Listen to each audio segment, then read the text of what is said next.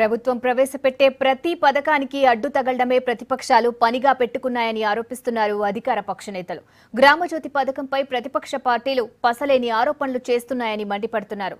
ప్రభుత్వం మంచి పనులు చేస్తుంటే సహించని ప్రతిపక్షాలు అరచి గగ్గోలు పెడుతున్నాయని, విపక్షాల తీరు మారకుంటే ఊరుకోమని హెచ్చరిస్తున్నారు.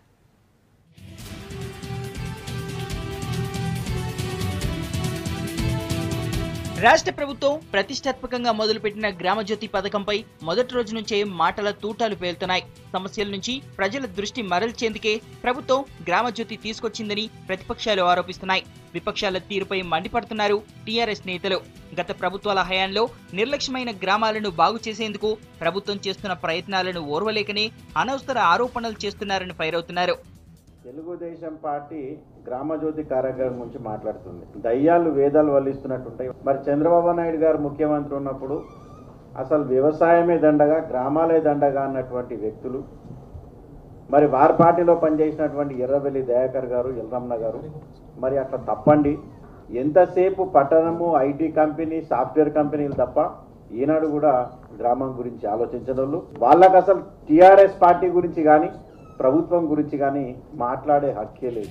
ప్రభుత్వం చేపట్టే ప్రజా సంక్షేమ పథకాలపై ప్రతిపక్షాల సలహాలు, సూచనలు ఇస్తే స్వీకరిస్తామని అంటున్నారు టీఆర్ఎస్ నేతలు.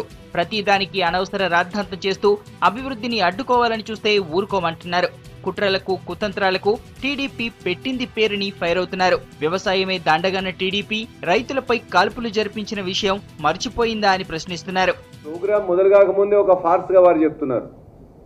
ప్రోగ్రాం చేసిన తర్వాత దాన్ని ఏ విధంగా దాన్ని అంచనా వేయడం అనేది ఎవరికైనా ప్రతిపక్షం కానీ కనీసం శత్రువులకు కానీ అది ఉంటుంది. రెగ్యులర్గా వాళ్ళు మాట్లాడుతూ ఇది ఒక నాటకం ఉన్నారు. నాటకాలు కానీ, డ్రామాలు కానీ, కుట్రలు కానీ, కుతంత్రాలు కానీ నీ తెలుగుదేశం ఆఫీస్లో జరుగుతాయి. ఇది ఎంత అరిచినా, గోలబెట్టినా తెలంగాణ సమాజం తెలంగాణని ఎట్లయితే 14 సంవత్సరాలు కొట్లాడి తెలంగాణ తీసుకొచ్చిండ్రో కేసీఆర్ గారు, అదేవిధంగా అభివృద్ధి చేయడం కూడా మిమ్మల్ని అందరినీ కూడా మీ యొక్క ఎన్ని మీద బహుభావం అన్నా కూడా మాకేం కాదు.